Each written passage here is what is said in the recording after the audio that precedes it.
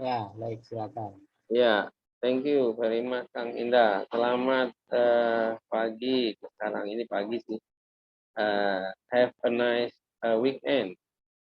Karena sekarang hari Sabtu dan kita mau bicara atau sharing dalam varian ALC satu kajian tentang topik tertentu.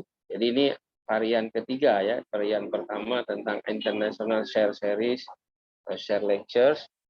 Dan varian kedua 1 jam bersama seorang tokoh atau special guest. Nah ini satu kajian tentang, jadi bukan bicara tentang orangnya, tapi bicara tentang apa yang mau dibicarakan. Nah yang topik sekarang kita mau bicarakan tentang apa tadi Kang Indah ininya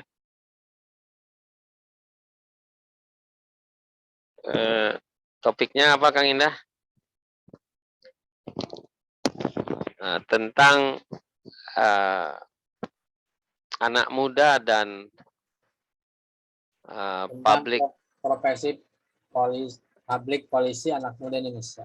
ya, tentang profesi sebagai public policy or professional.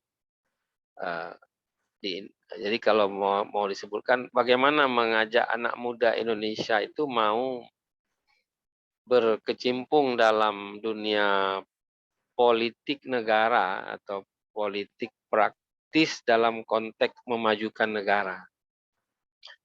Sebagaimana kita ketahui, baik di Indonesia, di Malaysia, di Thailand, di Brunei, di ASEAN inilah, mungkin juga di Amerika sekalipun kita lihat Joe Biden itu kan umurnya udah 70 sekian jadi presiden.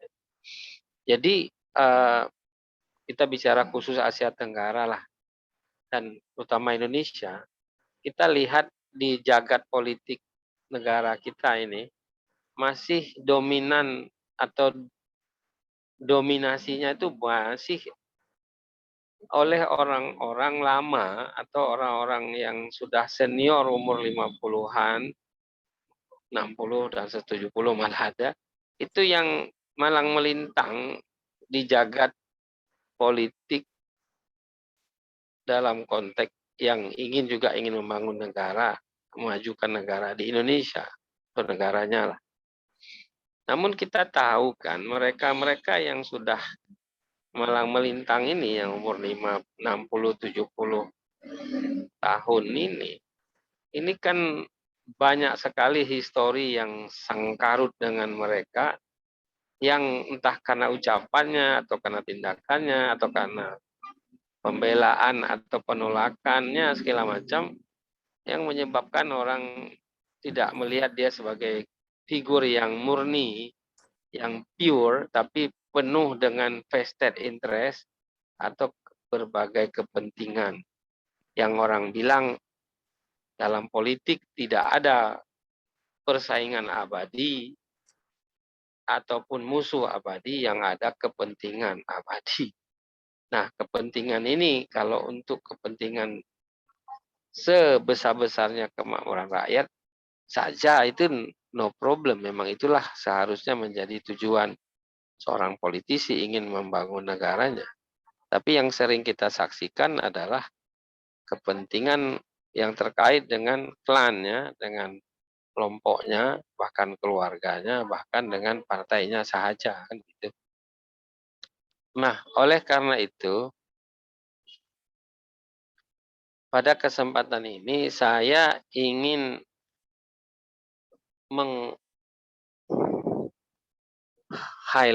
atau ingin berbicara tentang bagaimana supaya potensi-potensi anak muda Indonesia yang sekarang menjadi 60% kelas menengah ini tidak alergi kepada politik gara-gara perilaku tokoh politik ataupun para politikus yang berpikir pendek, bahkan mengedepankan hawa nafsu, dan kemudian menghalalkan banyak cara untuk menjadi atau berkuasa. Ini kan harusnya kita stop lah yang model lama ini.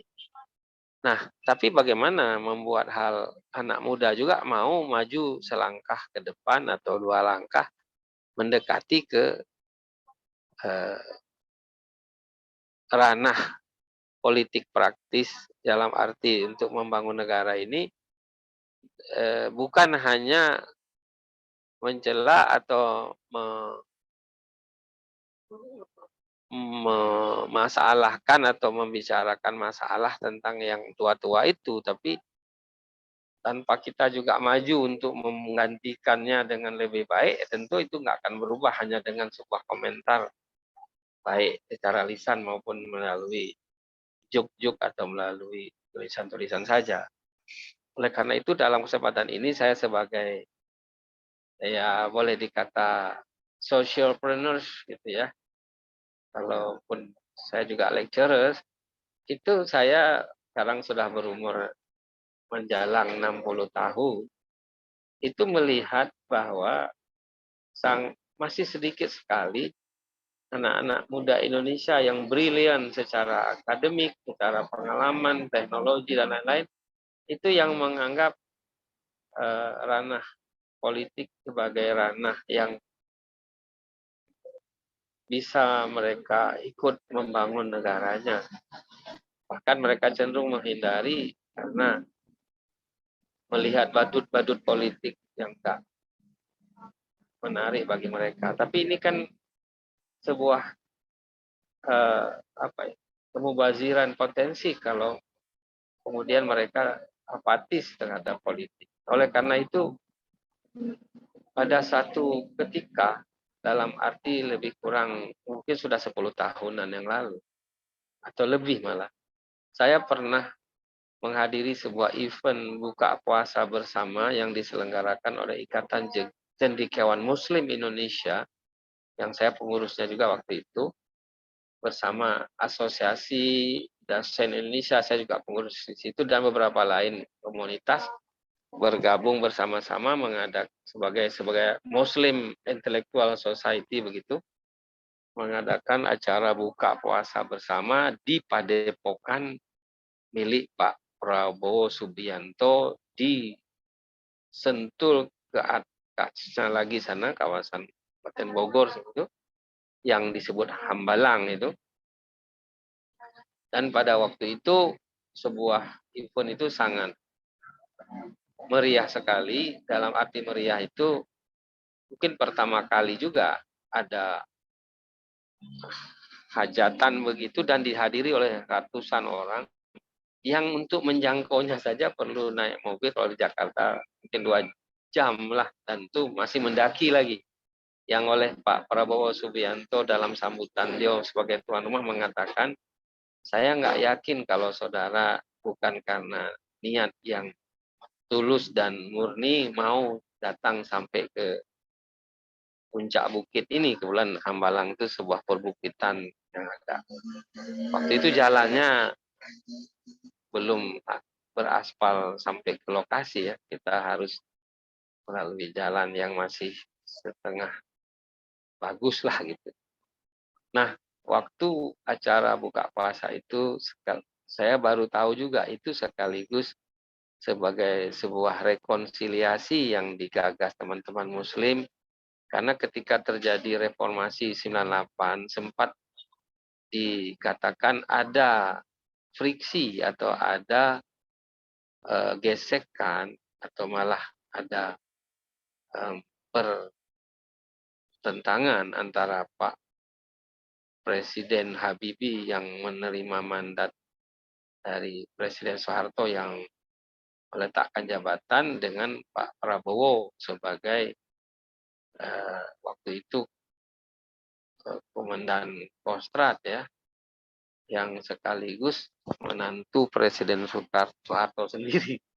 Jadi dalam kesempatan itu Pak Prabowo menyampaikan dia tidak mempunyai satu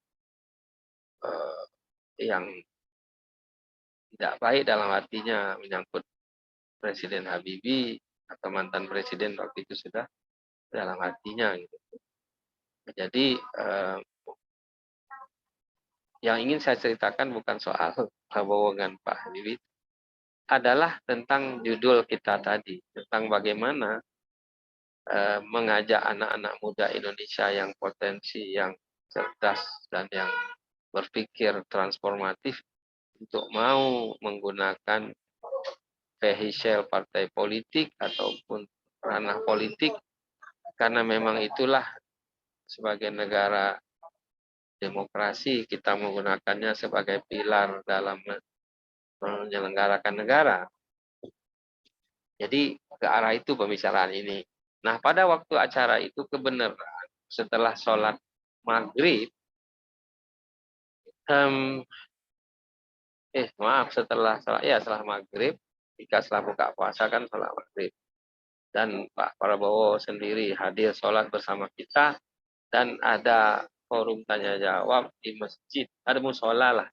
Saya kebenaran mengambil kesempatan bertanya, yang saya duduk di saf pertama dan di depan saya Pak Prabowo sendiri diminta menghadap jamaah. Saya bertanya, Pak Prabowo, anak-anak muda Indonesia itu yang sekarang lulusan luar negeri, dalam negeri yang potensi itu seperti menjaga jarak dengan partai politik, bahkan mereka alergi karena begitu rupa hutan partai politik kita yang seakan-akan tidak pure untuk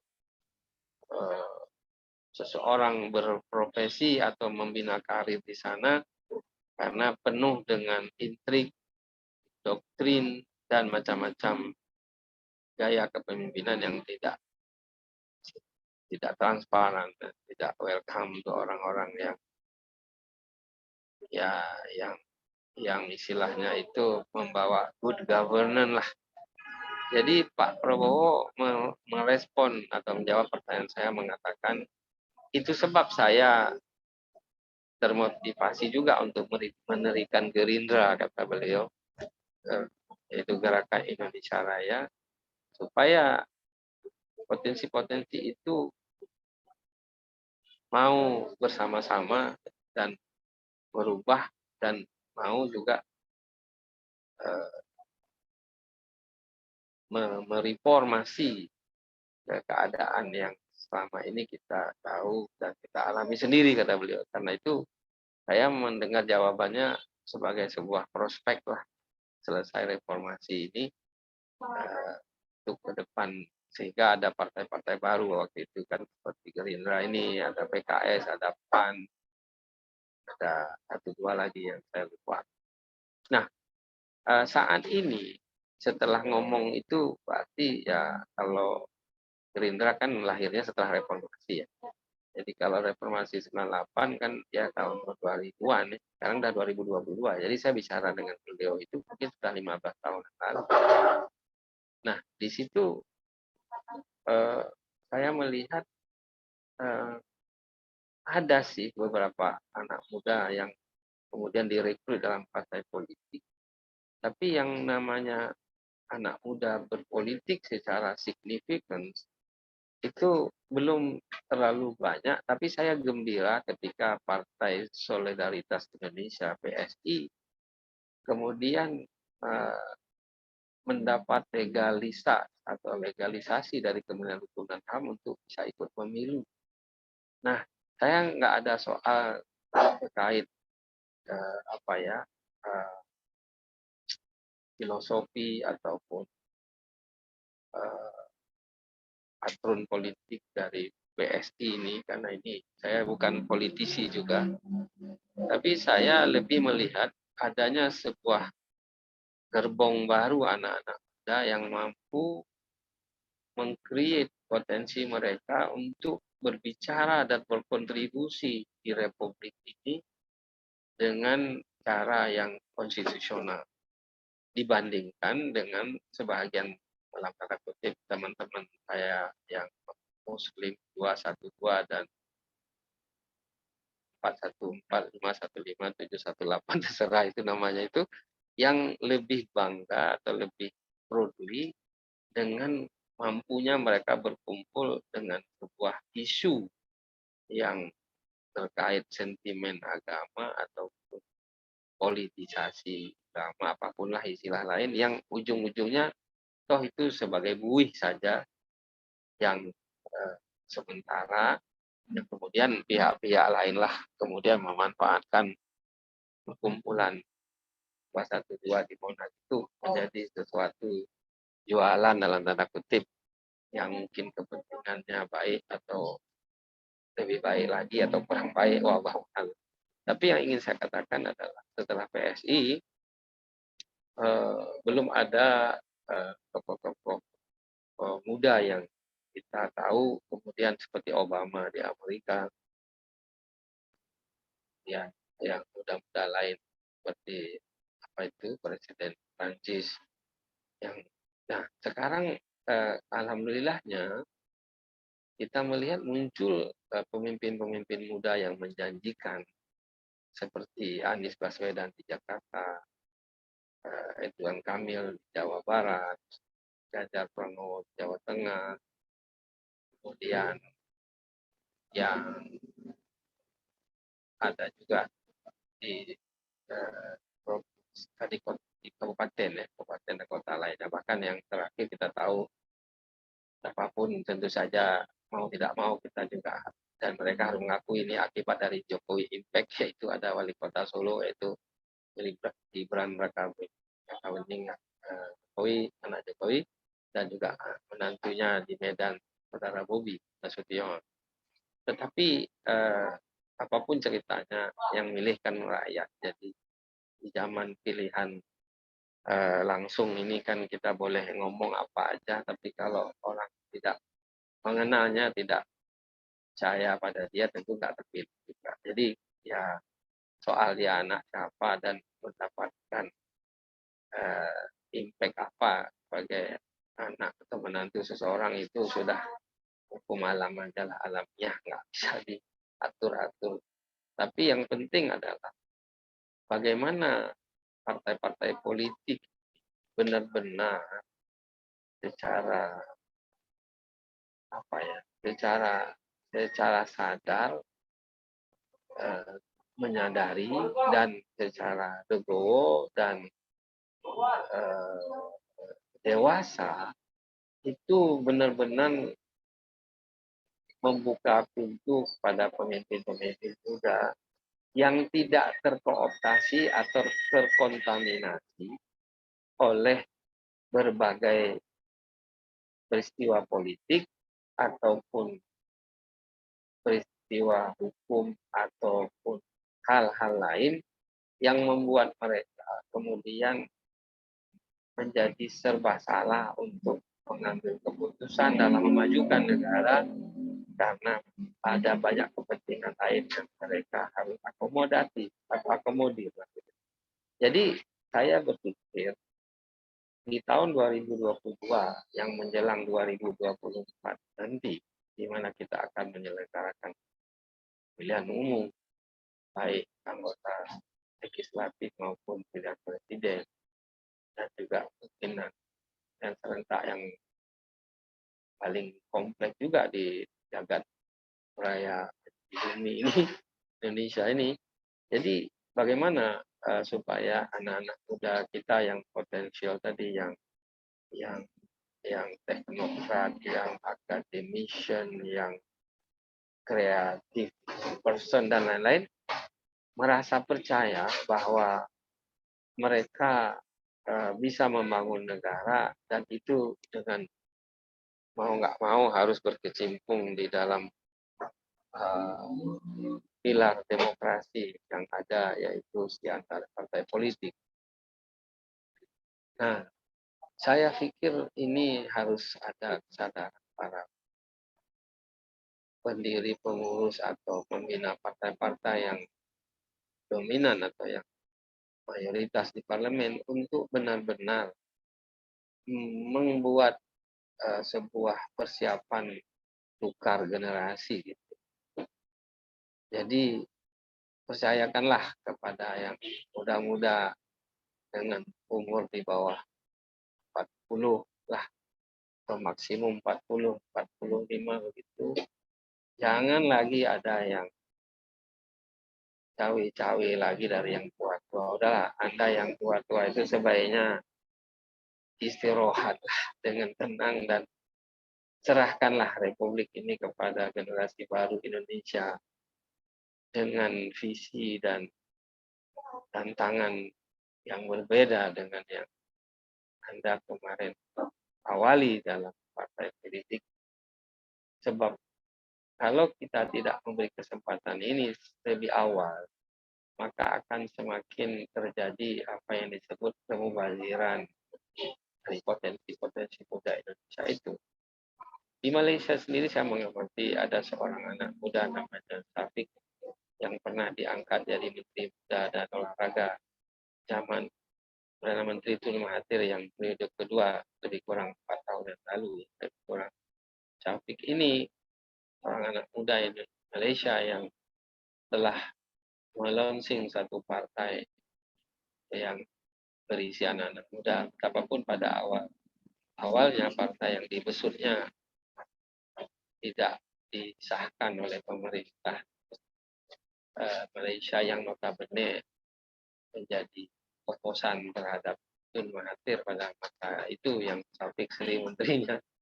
Tapi kita tahu di Malaysia sudah terjadi 3 kali pergantian Perdana Menteri dalam 2-3 tahun terakhir. 4 tahun terakhir, sesuatu yang tidak pernah terjadi sebelumnya. Jadi setidaknya ini sesuatu yang nggak bisa ditahan. Tapi Malaysia ini bukanlah sebuah role model bagi kita karena secara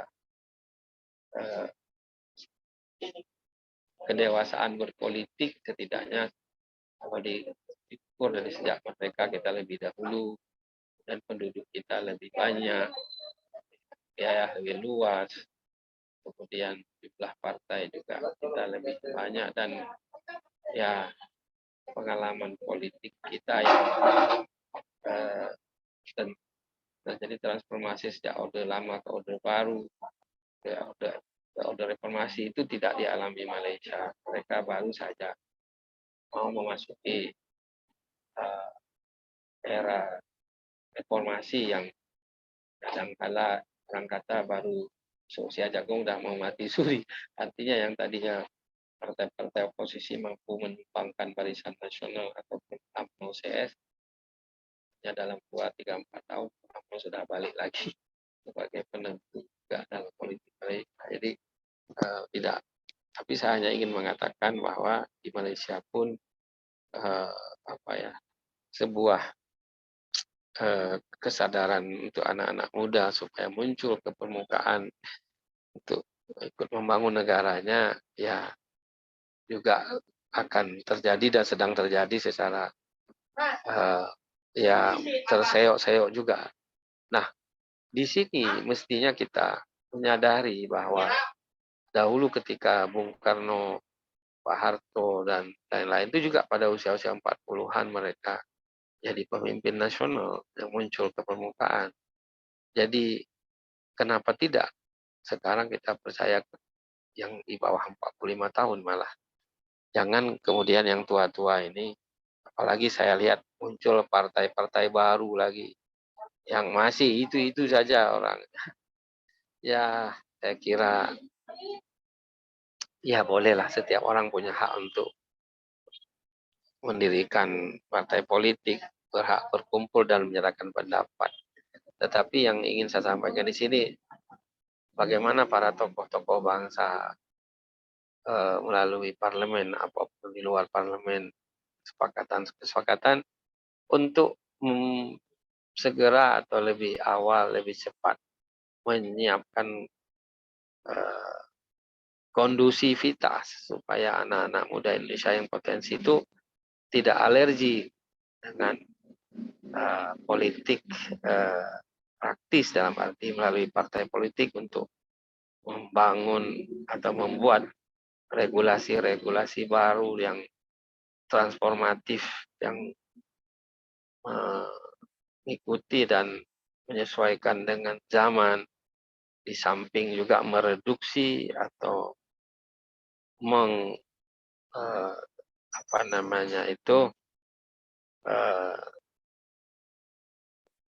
membuang bahkan atau sekarang istilahnya yang sedang populer itu adalah eh, mendisrupsi peraturan-peraturan lama yang menghambat kemajuan ke depan. Sebagaimana Presiden Jokowi juga berulang kali dongkol dengan ribuan rimba undang-undang, peraturan pemerintah, peraturan presiden, peraturan menteri, peraturan daerah, pergub, perbu, bupati maksudnya, perwa, wali, wah, pokoknya produksi terus semua DPRD tingkat kota, kabupaten, provinsi dengan fungsi regulasinya. Oh, di samping fungsi budgeting dan controlling, wah produksi terus. Apalagi kan setiap sidang memproduksi peraturan selalu ada honornya. Tapi kemudian menjadi rimba raya apa boleh dibilang apa ya, semak belukar peraturan dan regulasi yang membuat seorang pemimpin di Indonesia baik tingkat nasional, provinsi, kabupaten maupun kota itu menjadi susah bergerak karena sudah banyak banget dalam tanda kutip ranjau-ranjau regulasi yang sudah usang dan tidak itu lagi. Makanya munculnya Omnibus Law itu adalah sebuah terobosan yang jangan ditolak mentah-mentah, betapapun tidak salah dikritisi untuk kebaikan bersama. Jadi dalam kesempatan kajian profesi public policy ataupun bagaimana menjadikan anak-anak Indonesia, anak-anak muda Indonesia mau berkarir dalam ranah politik sebagai salah satu profesi. Sebagaimana kita tahu dosen juga sebuah profesi, advokat profesi, akuntan profesi. Nah, bagaimana politisi ini juga sebagai sebuah profesi yang secara profesional diselenggarakannya bukan berbasis moral hazard dan hawa nafsu, tapi berbasis ilmu pengetahuan, teknologi, kebudayaan, wisdom, dan hal lain untuk kemakmuran sebuah negara. Bukankah kita memang diciptakan oleh Allah SWT sebagai khalifatul ardh, ya, sebagai pemimpin di muka bumi yang tentu tidak lain untuk memakmurkan, untuk menjadikannya sebagai wadah kita dalam rangka fastabiqul khairat, berlomba-lomba membuat kebajikan untuk mengimplementasikan maksud tujuan Allah menghadirkan kita di muka bumi ini, yaitu untuk beribadah. Ya, tidak aku jadikan jin dan manusia kecuali untuk ibadah. Tentu saja beribadah dalam hal ini termasuk bagaimana kita menjadikan negara kita ini sebagai negara yang baldatun taibatun wa arbul ghafur, sebagai negara yang membuat warganya nyaman dalam melakukan ibadah mahdoh, ibadah ritual maupun kegiatan lainnya sebagai pribadi, sebagai makhluk sosial, sebagai komunitas suku bangsa yang dijamin oleh konstitusi dengan saling bergandengan tangan, saling menjaga Bhinneka Tunggal Ika, saling menjaga persatuan di atas kepentingan pribadi dan golongan dan lain-lainnya. Itu yang kita ingin. Indonesia ini bukan hanya menjadi baldatun taibatun ghafur bagi warganya, tapi menjadi model juga sebagai rahmatan lil alamin untuk kawasan lain.